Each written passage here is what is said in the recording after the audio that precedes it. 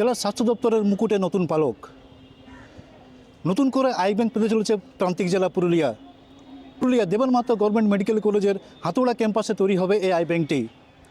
ইতিমধ্যে রাজ্য সরকারের স্বাস্থ্য দপ্তরের একটি প্রতিনিধি দল এই হাতুড়া ক্যাম্পাস পরিদর্শন করেন। এরপরে আই ব্যাংকে সিলমোহর দেওয়া হয়। আগামী কয়েক মাসের মধ্যে এই আই ব্যাংকটি চালু হয়ে যাবে হাতুড়া ক্যাম্পাসে।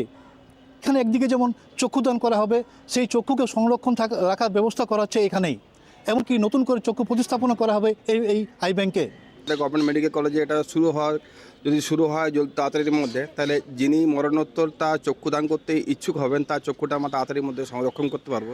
এর ফলে যে যারা ধরুন এই চোখ নেই বা চোখের অপারেশনের জন্য দেখতে পাচ্ছেন না, তাদের যদি আমরা চোখ দান করতে পারি সময়ের মধ্যে, তাহলে আমরা একজন মানুষের কাছে নতুন আলোর দিশারি খুলে যাবে বলে মনে করা হয়। পুরুলিয়া দেবেন মাহাতো গভর্নমেন্ট মেডিকেল কলেজ এবং হাসপাতালকে চুজ করেছে। এখানে গভর্নমেন্ট এই সিদ্ধান্ত নিয়েছে আমাদের এখানে একটা আই ব্যাংক স্থাপন করার জন্যে। তো আমরা সত্যিকারেরই ভীষণ আনন্দিত হয়েছি যে পুরুলিয়ার এরকম একটা প্রত্যন্ত জায়গায় যেখানে আই ব্যাংক হবে।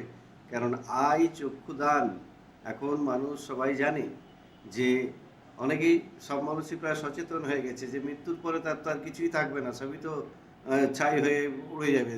তার চোখটা যদি অন্য কেউ সেই চোখ দিয়ে দেখতে পায়, সেই জন্য অনেকেই এগিয়ে আসছে। একটা আই ব্যাংক উদ্বোধন হচ্ছে, শুনে খুব ভালো লাগলো। দৃষ্টিহীন যারা আছেন তারা দৃষ্টি ফিরে পাবে, পৃথিবীর আলো দেখতে পাবে। আর এই উদ্যোগকে আমি সাধুবাদ জানাই। ফলে একদিকে যেমন উপকৃত হবেন জেলার দৃষ্টিহীন মানুষেরা, তেমনি এই আই ব্যাংককে কেন্দ্র করে আশার আলো দেখছেন দৃষ্টিহীন মানুষেরা। আমার শহর পুরুলিয়া থেকে শওকত আলী, কলকাতা টিভি।